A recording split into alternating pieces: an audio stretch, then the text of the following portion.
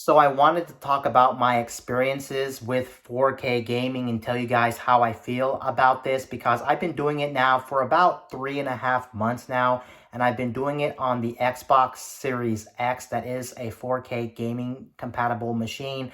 And I do have a 4K TV to actually pair with this thing. It has all the bells and whistles you would want out of a TV. So yeah, I've been playing it on there, and I want to talk about this because again, this is my first time playing 4K games. Prior to this, I mostly been playing games at 1080p. Although there was that one year last year where I actually ended up getting an Xbox Series S, which is the little brother to the X, and that machine will actually output games at roughly 2K 1440p resolution for some of its games on there. Granted, there are still some games on there that do play at 1080, but there are a lot of games that do play at 1440p. It's kind of a mixed bag on the Series S, but I have been playing games on that as well for the last year. But for the most part, it's been mostly 1080p type of games.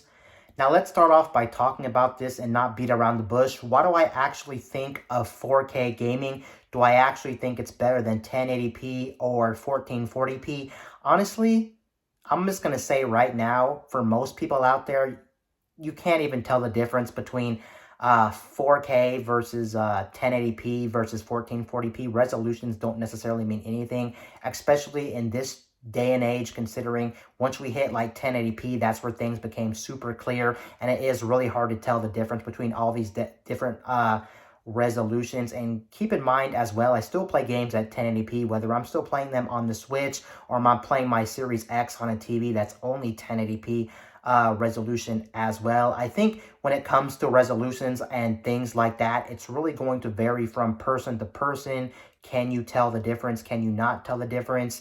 What type of display are you playing on? Are you playing on like a big 60-inch TV? Are you playing on like a small 24-inch monitor? And how far do you sit back from the display, and how well the display is, and how well the settings are actually optimized for these games, and depending on what type of game you play, because in my opinion, when it comes to graphics, it'll depend on what type of game you're playing and how well the game is optimized, and things like that when it comes to telling the difference and not telling the difference. Now, when it comes to telling the difference, honestly, I do have a friend, and that friend I actually did a test with one time. I actually had a Series S and an X, and I actually did a blind test, and honestly, they couldn't even tell the difference between the Series S and the Series X. So that should actually tell you something right now. Now, in some games, I actually do notice the difference between, like, for instance, a 4K game versus like an old standard 1080p game, or if I'm playing my Series X on a 1080p display, I can actually notice the difference. But most of the time, it's probably not. I'm trying to think of some games that I immediately know the difference on, especially like on the Series S, since I had that for a while. A lot of those games, especially the first party titles, actually played at 1440p. And once you get past 1080p 100%, I can definitely say you're not going to notice the difference. It's not that marginal of a leap to where you're like, holy smokes, I can definitely notice a difference. And if you can notice a difference, props to you, but it's not enough of a difference to really be mind blown. But some games, honestly, that I was actually quite noticed a difference. One definitely has to be Borderlands 3. And some of these games too is you can actually change, or not even just the game itself per se, but even in the menus of the game, even or menus of the system. Like if you're playing, for instance, on like a 4K TV, and then you in the settings of the Xbox you switch it to 1080p, you can actually notice that the graphics are slightly worse. Like for instance, the textures of the game just don't look as good. There's some fuzziness in the background. Some things in the game just look a little bit more fuzzier. But Borderlands 3 is one of those games, in my opinion, I can notice a difference from 1080p to 4K easily, especially if I go into the settings and actually change the settings. That game is really noticeable. Is it enough of a drop to really make me not want to play the game? No, but it is noticeable. Like for instance, I can notice the textures of the game being really bad. Some things in the distance being kind of hard to see, or a little bit more fuzzier, especially if I just got done playing the game in 4K and I switch instantly back to 1080p. I think that's the thing too. If you put things side by side, a lot of the times that's when you may notice a difference. But who's really, like for instance, putting things side by side, whether it's two different TVs or whether it's two two games with the different resolutions. Most of the time, you're not doing that. You're not doing things like that, or you're not pixel peeping where you're like super close to the display where you would notice the difference. Because most of the time, let's face it, most people, especially if you're playing on a TV, I would actually say is most people actually play pretty far away from the screen, to say the least. You're probably like, I don't know, maybe 4 or 5 inches away from the screen, but you're far enough away from the screen that you can't even really notice a difference from 1080p to, let's say, a 4K image, and that is actually true depending on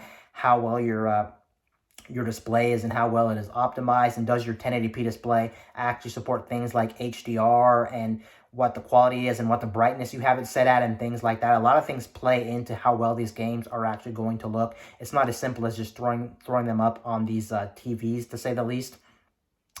But yeah, that's just me personally. But do I actually love 4K? Yes, I actually do enjoy 4K. I'm not going to say I would want to ever go back to 1080p. Actually, I am okay with going back to like things like 1080p or even 1440p. Heck, a lot of people, I'd probably say majority of people who play specifically games on PC, especially people who play a lot of competitive games, they're still playing at resolutions of 1080p and 1440p for their games, and that's totally fine, because normally too is you want a little bit lower resolution to get more frames out of these games, and especially on, like, for instance, the Series X, some games can play at 120 frames per second, and the games that do support that, most of them, if not all of them, I'm sure there's probably a couple games out there that I'm missing, but a lot of the times, a lot of those games, you have to play at lower resolutions, like 1440p, or in a lot of cases, 1080p still, to get that 120 frames per second, just because the X is not capable of playing games at 4K 120, nor can most people play at 4K 120 anyway, because you do need a specific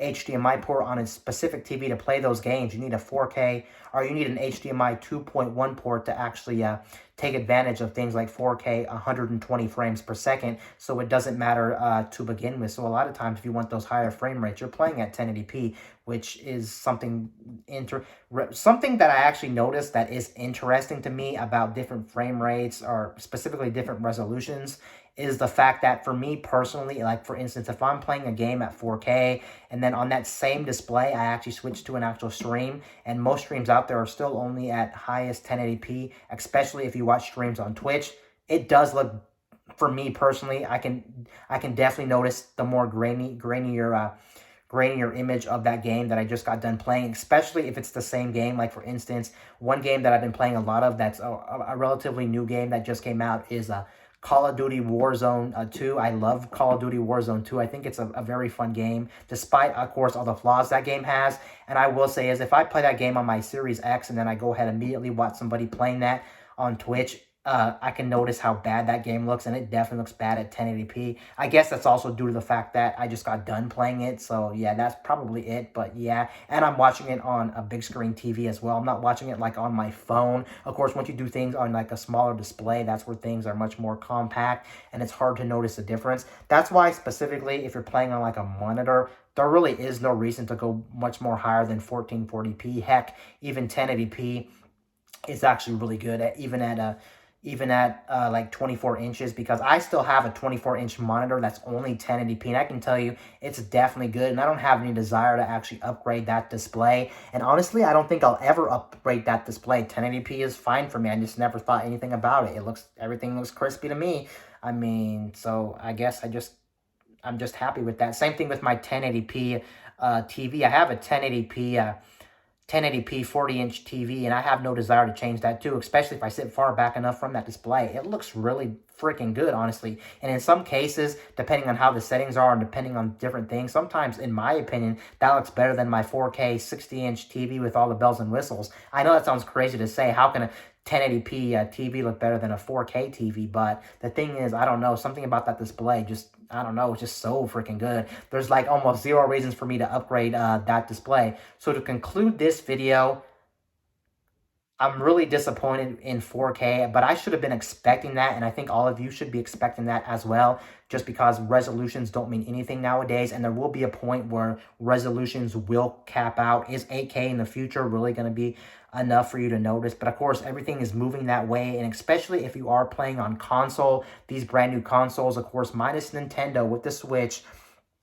do support 4K, and 4K TVs are relatively cheap, at least for what you're paying for now. It's not like 5 or 6 years ago where 4K TVs were pretty expensive for most people out there. These TVs are relatively inexpensive, so it's not hard to get like a PS5 or a Xbox Series X if you save up, and then you already have like a 4K TV, and then try a 4K gaming out for yourself. It will be the future, and it'll just be the normal for a lot of people. So it is what it is, and it is nice that 4K does look better in some games and things like that. I will not deny that whatsoever, but it will depend on the title. Like, for instance, another title I did forget to mention, just talking about different games and different titles and things like that, definitely has to be Forza. I don't think Forza really looks that impressive, considering that I played that game on the Series S at 1440p. Going from 1440p to 4K was absolutely a letdown. It did not look better. That game is actually one of the best looking games in my opinion, without a doubt. But going from 1440p to 4K was